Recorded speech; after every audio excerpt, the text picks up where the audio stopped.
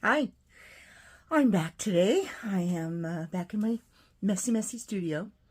God, I need help. I need help. Oh, I have a special thing for you tonight. I think I've mentioned before that my favorite thing in life is being a storyteller. I love to tell stories, love to make people laugh. I love to tell stories about my own life. And I mentioned something on Facebook the other day, and one of my cousins was like, "What? I've never heard that. I need to hear that story." Well, it doesn't translate well to written, to words on paper. So I thought, well, I'll make it a video. This is the story of my untimely demise. So I'm old. I went to college in the 1980s. I was a freshman in 1984. And this probably happened in 85 or 86. 86, I think I was a junior. And so it's finals. And it's the end of finals week. I think it was the Saturday before finals started when this happened. It was Saturday afternoon. Came back from lunch. Let's start it off by saying I lived in a dorm that had a men's dorm and a women's dorm, and in between was a cafeteria and lounge and the front desk and all that sort of stuff. So they were all in one building. And I went, I had gone to lunch, I came back, I walked in the room and the phone was ringing. And I answered the phone and this guy said, "Hi, I'm so-and-so from the Columbia Daily Tribune. Was this where Teresa Kintner lived?" Yeah, I noticed the past tense, but I'm waiting to see what he's gonna give me. Yeah. He said, "Oh, were you her roommate?" And I said, "No, I am Teresa Kintner." And he flips out. "Oh, I have something here that says you died, but it must be a big mistake. I'm so sorry for bothering you." Click. Okay. I had a little friction with some of the girls that lived upstairs from me in my house. I was in house government and didn't always get along with everybody. You know how that is. So I kind of thought I might be being punked. So I called a friend of mine who had graduated from the J school a year or so ago. Hey, Mike, if you're watching. And said, "Yeah, hey, do you know this guy? Does he really work at the Tribune? Blah, blah, blah." And Mike's like, "Yeah, he really works at the Trib. He's a real guy. I know him. I'm just, I'm sure there was some just big mistake. And now that he knows it's not you. And I'm like, excellent. And I just kind of forgot about it. I was studying, right? At this point, let me explain something very important. Now, I'm talking about in the 80s. I don't know what it's like now. All right. But in the 80s, there were two newspapers in Columbia, Missouri. They were both daily newspapers. One was the Columbia Daily Tribune, which was a standalone city newspaper for the area. The other was the Columbia Daily Missouri, the Columbia Missourian. I don't think it was the day. I think it was just the Columbia Missourian. And the Missourian was owned by and run by the journalism school at the University of Missouri at Columbia, where I went to school. And it was a real newspaper. It was training wheels for the journalists that they were teaching, staffed by students, but it was an actual daily local newspaper. There was a campus newspaper. It was called the Man-Eater, but it wasn't a daily, it was truly a campus paper. So the call I'd gotten was from the Trib, the local daily newspaper that wasn't affiliated with the university. So this was Saturday afternoon. Study. I'm up on Sunday morning. I'm half dead, maybe 3/4 dead. And I stumble my way upstairs. In the building, the cafeteria was upstairs. So I stumble my way in and all the way upstairs and sat down at a table pretty adjacent to the stairway entry.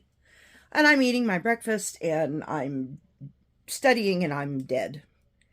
And one of the women that worked at the front desk came running, hell bent for leather up the stairs and into the cafeteria, and she saw me and she screamed and burst into tears. She came, "Oh my God, Teresa, I thought you were dead." No, not quite. Still a pulse.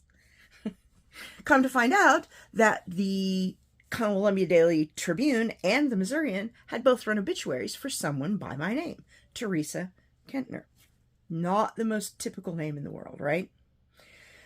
So I went down and I looked at both of the papers, and the Trib was fine. It was pretty innocuous. There was nothing other than her age and her name that would connect her to me. And there are mistakes like that that happen all the time. Usually for people like Mary Smith or John Jones, but, much more common names. But it does happen. I'm like, it's not a big deal. But the Missourian. Oh, the Missourian. It was chock full of stuff that would lead you to believe it was me. Now, her middle name was different. Same age, middle name was different. Parents' names were different. But how many people did you go to college with that you knew their middle name and their parents' names, right? Okay. My besties did. But anybody else that just knew me, and when it said college junior, there's no other Teresa Kintner at the university but me, arts and science, everything, who was it going to be? It was me. People called the front desk. People called me. They were losing their minds, freaking out. It was a hell of a Sunday afternoon, let me tell you. So Monday rolls around and I start going to my finals. Guess what? The teachers had seen the obituary in the Missourian too, and they had marked me down for the administration as dead. Every final I went to. Seen a ghost. Yeah, I'm a ghost. All right. It drove me. I mean, it was funny, but it wasn't funny. It was kind of a big inconvenience. I mean, these are my classes. These are my teachers thinking I was dead. So I'm really glad that I was able to, disabuse them of this notion. I made myself a button that said the Mark Twain quote, "Rumors of my death have been, was it greatly exaggerated? I can't remember exactly, but it was close to that. And it was funny and we enjoyed it. But now I had managed to tell my parents. So people in my hometown found out. They knew that it wasn't me. So if they saw it, or if one of their students called home and said, they knew. All right. And people, like I said, kept calling and no, spread the word. I'm still alive. It was somebody else.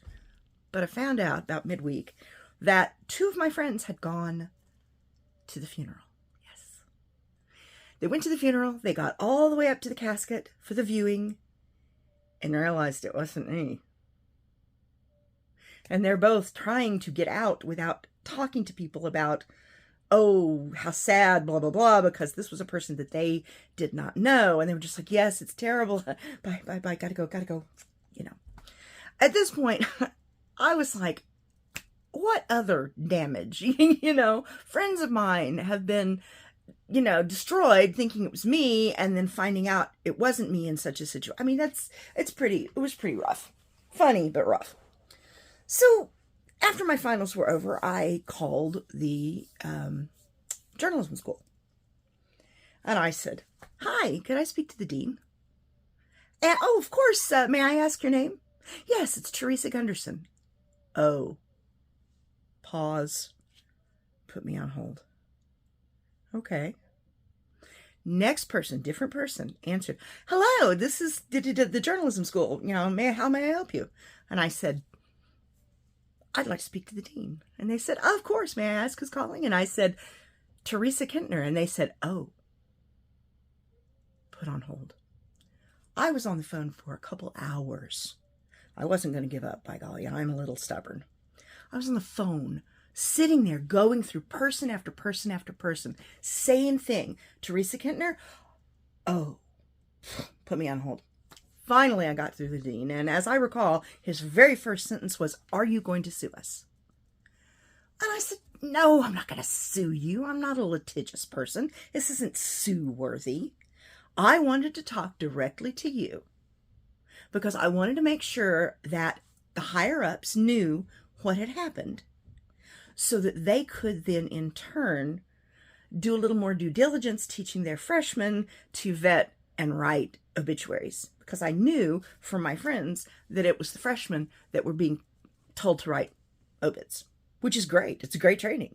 But what the guy had done was pull out the student handbook guide and look me up. Oh, Teresa Kintner, junior, 21 years old. Okay. And merrily rode along.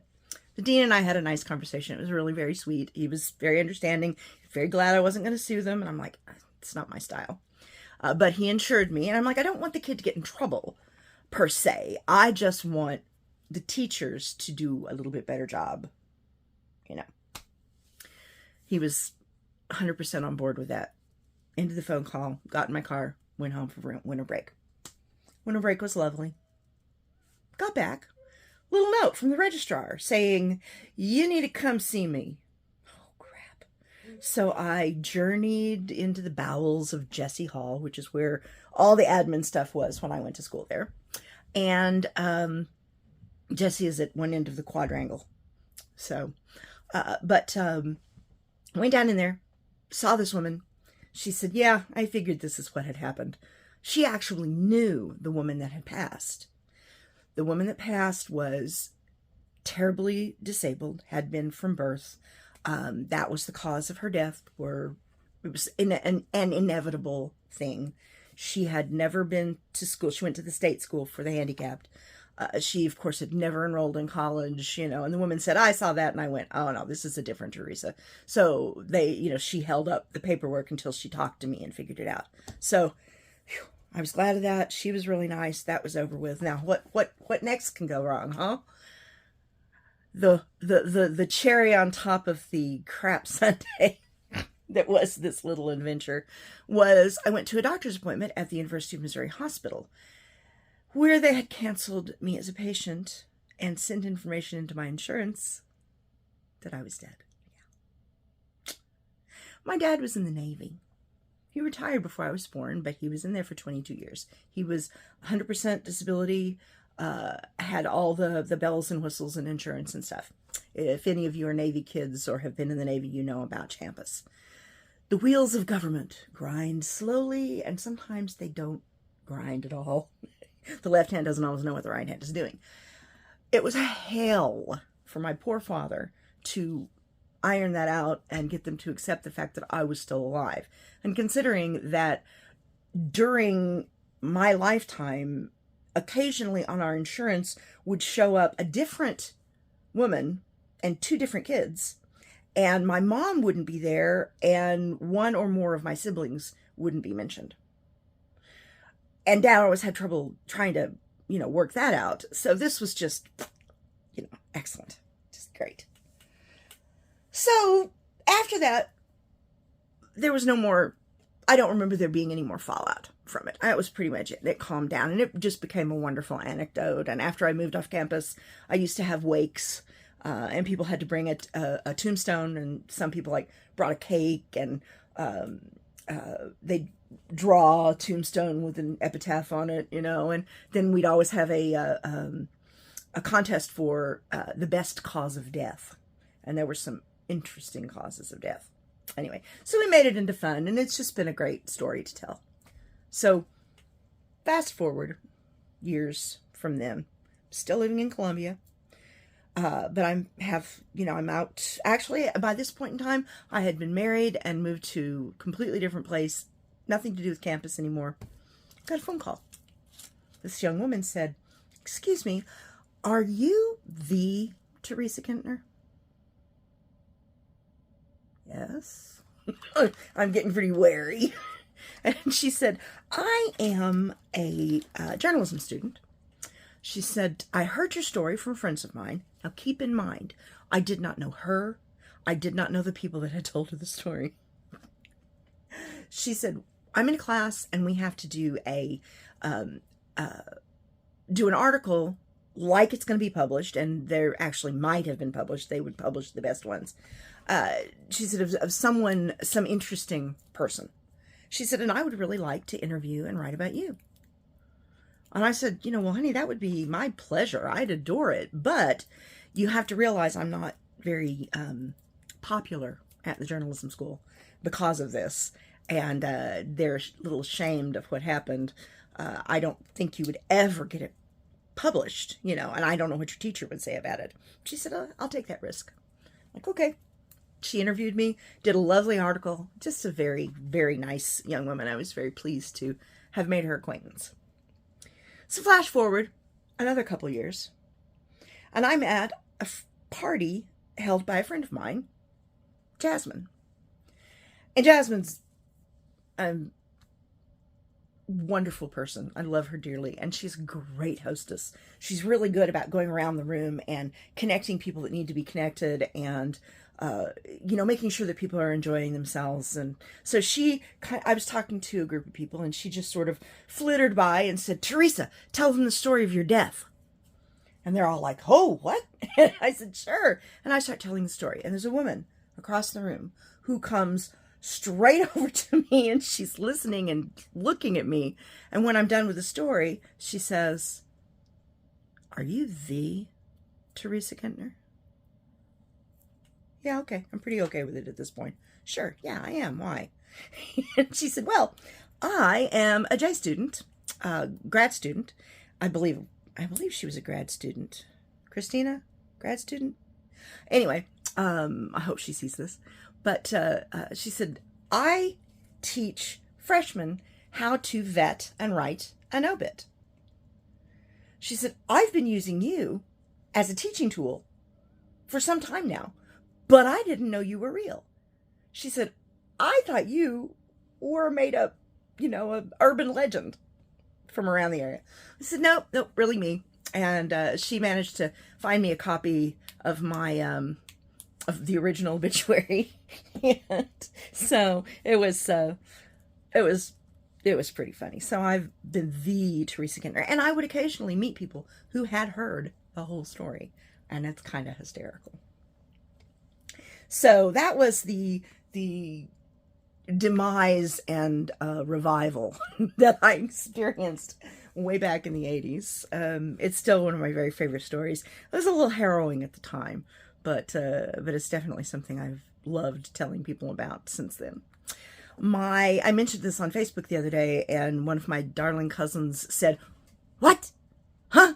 Never, what? I want to hear this." And since it doesn't translate very well into writing, I said, I will make a video, put it on my channel, and then everybody can go see it. And I'm going to tag a bunch of people who were around at the time and see what they think. So, and while I have you here, if you listened all the way, I would really like to ask you to hit like and subscribe. I would like to grow my channel. I can't go live until I have 50 subscribers. I only have 28, I think, at last count. I'd really like to keep doing this. I have a lot of stories to tell. I have a lot of things to comment on. And I'd like to keep on. I'm really enjoying this. So, if you can help me, please help me. If you are a subscriber and planning to come back again, and there's something you want me to talk about, let me know. Because I'll talk about anything. Oh my God, I'll talk. So just leave me a comment down below. Tell me what you'd like to hear. Tell me what you'd like to see. If you'd rather, I actually I have a screen that I'm going to start putting up behind me, so it's a little more pleasant than the messy expanse. Although I'm getting to work on it every once in a while. It's not too bad. I'm pretty pleased with it. So have a wonderful day. I love you all. Bye-bye.